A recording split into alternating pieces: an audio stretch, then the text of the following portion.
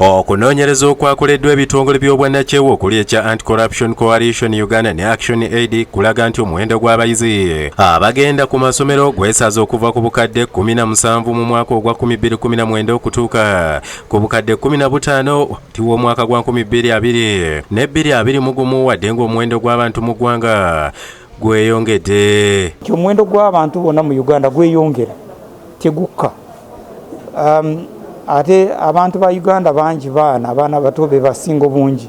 So kindeetera okubuuza kiki nsonga evudde wa kikivudde ku ki nti omuwendo gw'abaana bali mu masomero ne gukendeera by 2 million.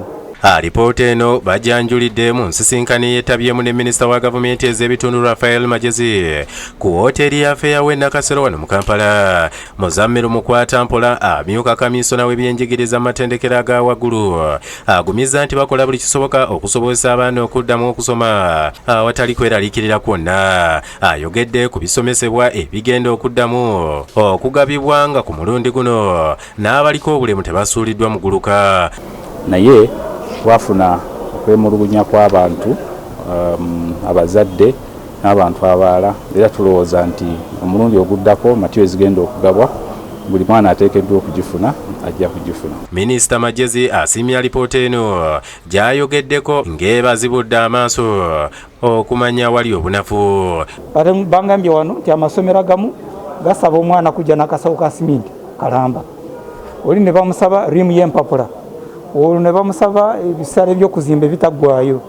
Kakale oyinza kusanga pulezidenti nga bw'agamba, oyinza kusanga ebyo bye bireetedde omuwendo gw'abaana okukka. Tukirabye nti wotuuka mu bitundu by'e Karamoja embeera si nnungi, towoomya nakabululu, embeera si nnungi ddala.